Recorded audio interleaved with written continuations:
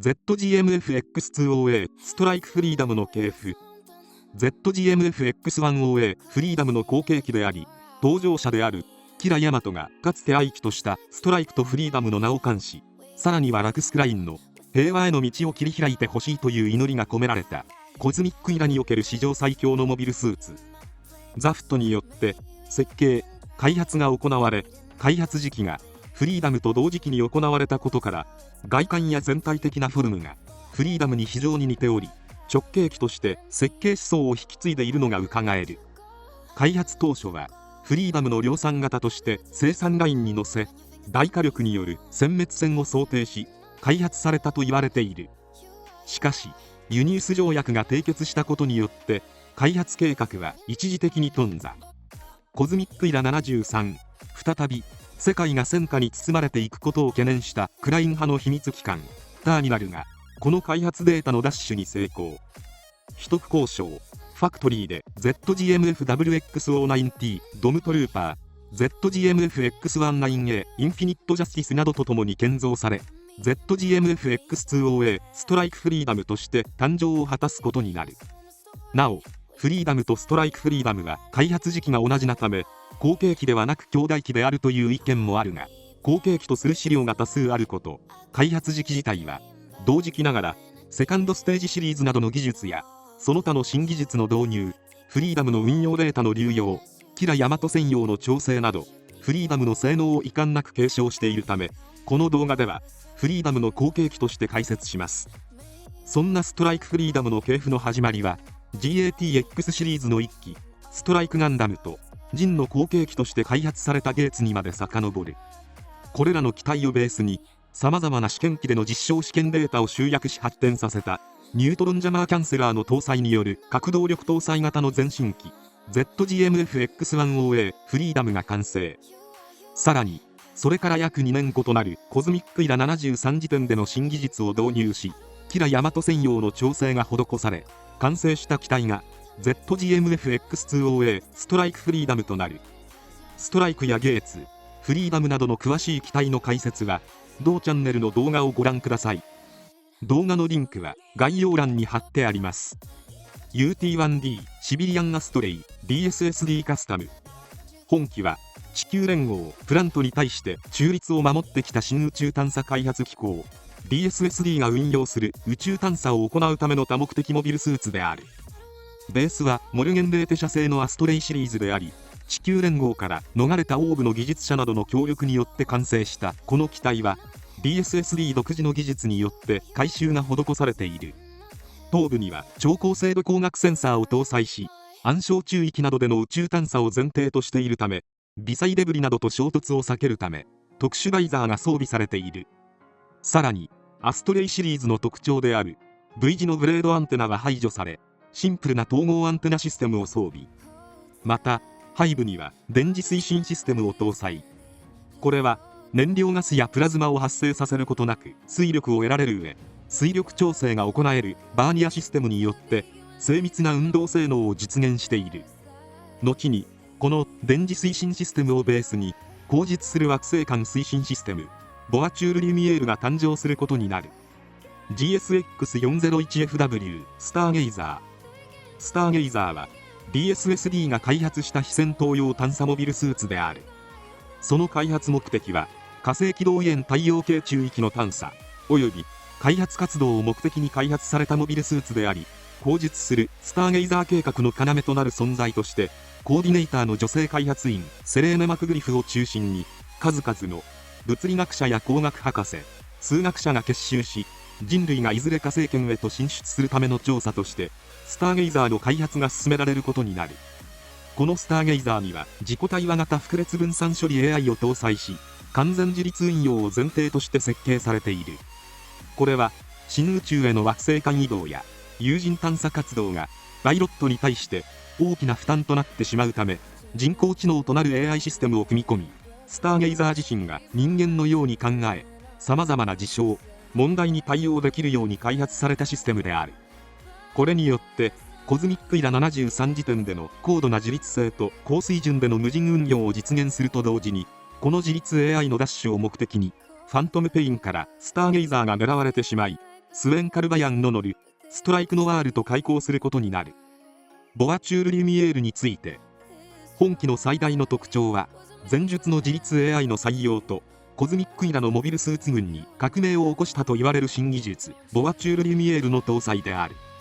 フランス語で直訳すると車両のライト、車のライトの意味を持ち、スターゲイザーにおいては光り輝ける手または光り輝ける運び手という意味を持つこのシステムは別名惑星間推進システムとも呼ばれ、前述の DSSD が保有するモビルスーツUT1D シビリアン・アストレイの背部中央に搭載された電磁推進システムの発展型である。スターゲイザーの背部に装備された円環構造体トーラスから展開される微細な量子の膜を帆の役割として太陽風を受け止め、量子鏡面ディラック干渉によってエネルギー変換を行い、強大な高圧を推進力に利用することができるため、太陽風を供給することができれば最初の1秒は 0.5 センチ進み、1分後には18メートル、1時間後には 64km まで進み、時速 128km まで達する。何のこっちゃわからないが、つまり一度走り始めたら理論上無限に加速し続けることが可能となるシステムである。この過程で周囲の空間構造に対してエネルギー干渉を行うため、副次的効果として緑色に輝く光輪が発生。スターゲイザーを取り囲むように発現するこの光輪は接触した物体を切断する効果を持ち、フェーズシフト走行すらも容易に切断してしまう威力を誇る。ネット上においてはウルトラマンの必殺技を引用して八つ咲き光輪という呼び名が付けられている。機体の各部に備わっている発光スリットはボアチュール・リュミエールのサブシステムとしての役割を担っており、背部トーラスとリンクすることで推力バランスの補正を行っている。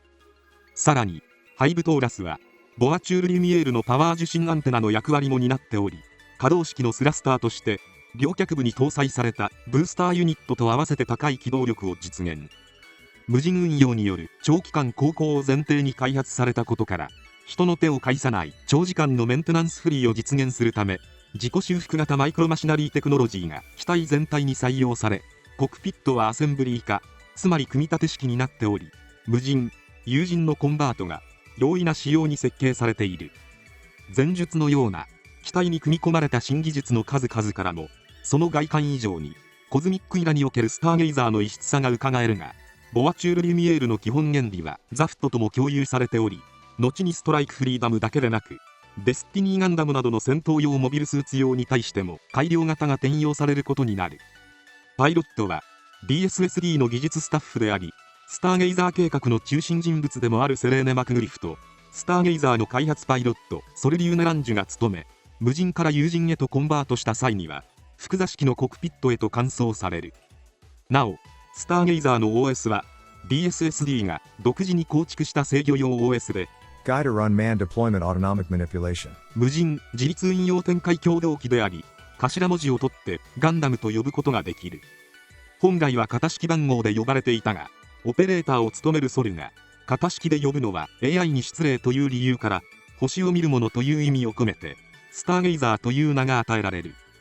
スターゲイザー計画について、スターゲイザー計画とは DSSD が掲げるフロンティアの前進を理念に、遥か遠くの惑星群への航行探査を AI ユニットに行わせるという計画であり、スターゲイザーは宇宙探査の核として DSSD が開発した一大プロジェクトである。 DSSD は地球連合、プラント、非同盟中立国家軍が共同で設立した組織であり、ナチュラルやコーディネーターが在籍する民間企業であるとともに、出資国に対しては DSSD が所持する最新技術を提供しているとされている。この中でも出資額の多いプラントに対してボアチュール・リュミエールなどの技術を提供していたようである。スターゲイザーの武装、非戦闘用モビルスーツであるスターゲイザーは固定兵装や内蔵火器といった武装は一切装備していない。唯一装備している武装は欧部の国営企業モルゲンレーテ社が開発した軍事用モビルスーツのビーム兵器を DSSD が独自に改修を加えたビームガン KSW-71/J を装備している。この武装はコンパクトで取り回しがいい反面、威力や射程は低く完全な自衛用火器としての使用に仕上がっており、 UT1D シビリアン・アストレイ DSSD カスタムも主兵装として装備。コズミックイラ73ユニウス7の残骸を地球に落下させるという大規模テロブレイク・ザ・ワールド事件が発生。事実上の開戦となったこの事件によって地球連合はプラントに対する宣戦布告を表明。地球連合とプラント間の溝が再び深まることになり、地球連合はロゴス直属の非正規部隊ファントムペインを投入し、ザフト残党軍を含めたコーディネーターの避難民までも虐殺を開始する。これと同時に DSSD が開発した新型 AI を強奪するためスターゲイザーの開発を行っている DSSD の研究施設トロヤステーションをファントムペインが襲撃。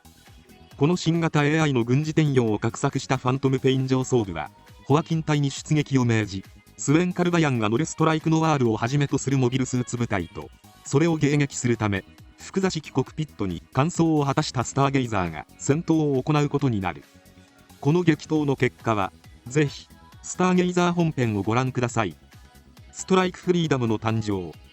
ストライクフリーダムの開発は前述の通りフリーダムと同時期に行われており、開発当初は量産型として生産ラインに乗せ、フリーダムの圧倒的な大火力による殲滅戦を前提に開発されたと言われている。これは地球連合とプラント間で締結された核動力搭載型モビルスーツの使用を実質的に禁止するユニウス条約が確立される前から進められていたことを意味し、その過程の技術力の躍進によって新型核動力とザフトのセカンドステージシリーズである ZGMF-X56S インパルスガンダムなどに搭載されているデュートリオンビーム送電システムを組み合わせたハイパーデュートリオンエンジンが搭載されることになる。さらにフリーダムの運用データを取り入れたことでフリーダムの数倍の戦闘能力を獲得し、ラクスクラインの低減によってキラヤマト専用の調整が施された結果、超高性能のハイブリッドモビルスーツとして君臨。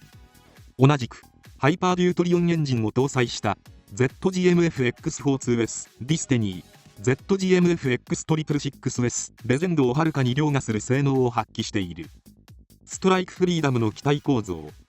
フリーダムの設計を原型としながらも独自の発展を遂げたストライクフリーダムは各ユニットも高水準の機体構造を有している。頭部には後述するドラグーンシステムなどの非常に複雑な兵装の数々を扱うため情報処理量を増強させる複合センサーが装備され、設計段階ではシウス、つまりストライクフリーダムにおける MMI-GAU27D31mm 近接防御機関砲の非搭載も検討されたが結果的に採用されることになる。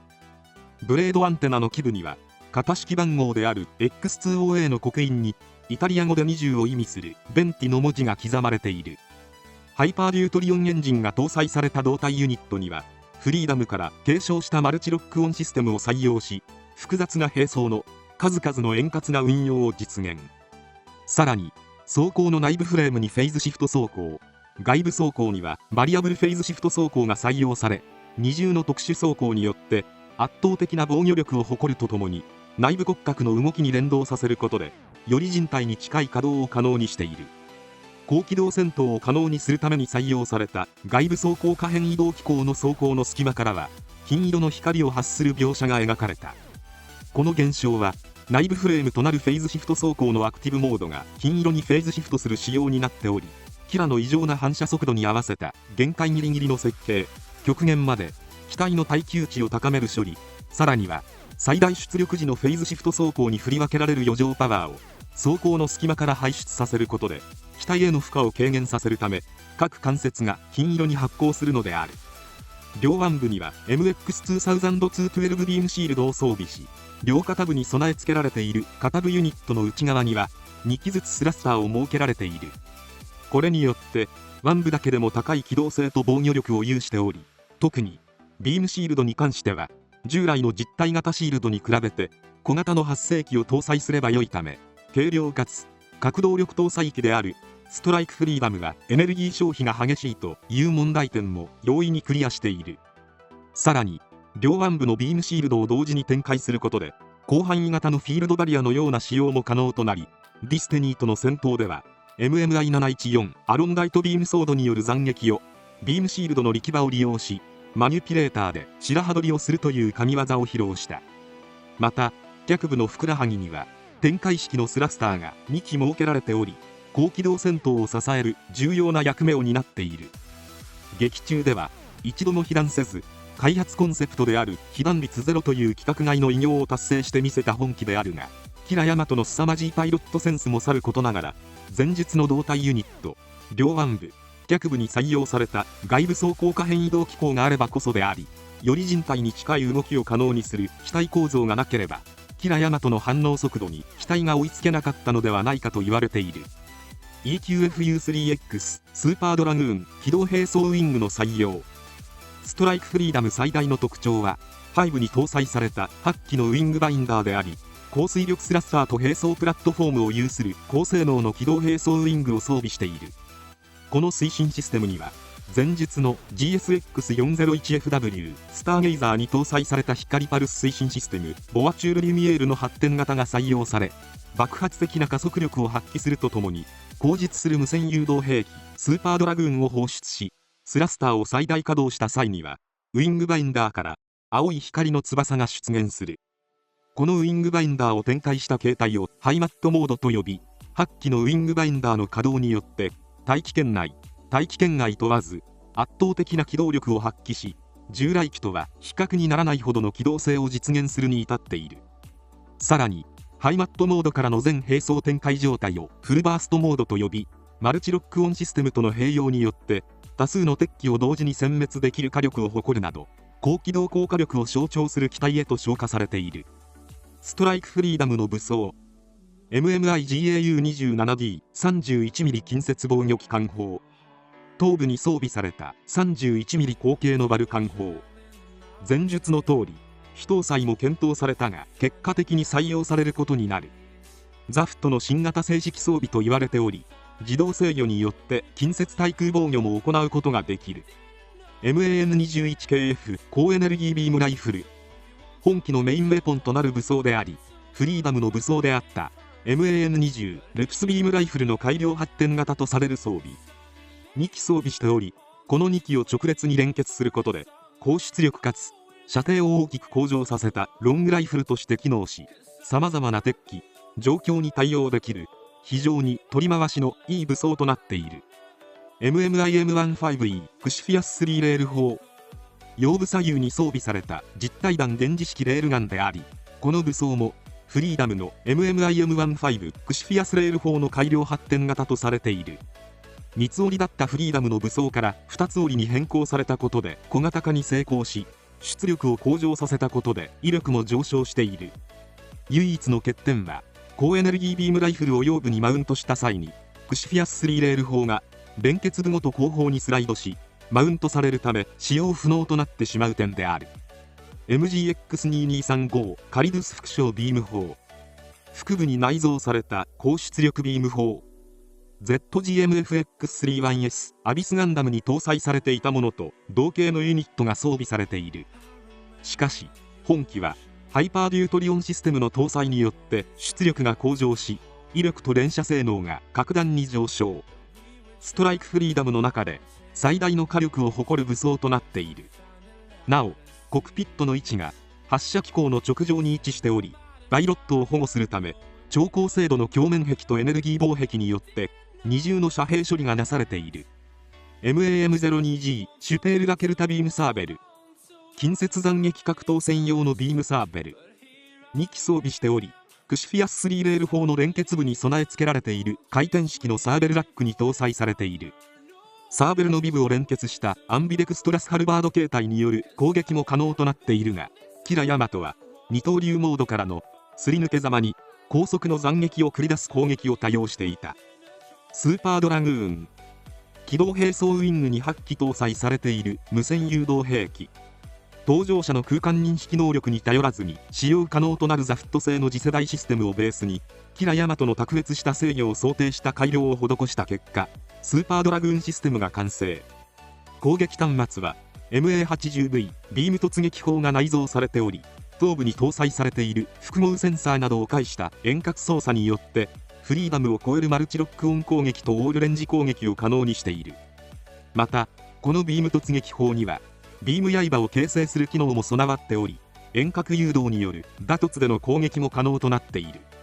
再び勃発したザフトと地球連合の争いに終止符を打つための切り札として投入されたストライクフリーダムは、当時の最新鋭モビルスーツ開発技術の全てを盛り込み、クライン派のフラッグシップ機として君臨。キラの自由を守るための新たな剣となって二国間の戦乱に介入し、初出撃時には約2分間で25機のモビルスーツを撃破するという短期でいかなる戦況も覆してしまうほどの破格の性能を発揮してみせた。それは時代を凌駕する史上最強のモビルスーツストライクフリーダムとスーパーコーディネーターであるキラヤマトの能力に合わせた極限ともいえるチューニングがもたらした結果であると言える。以上、ストライクフリーダムの系譜を終わります。最後まで動画をご視聴いただきありがとうございました。チャンネル登録、高評価よろしくお願いします。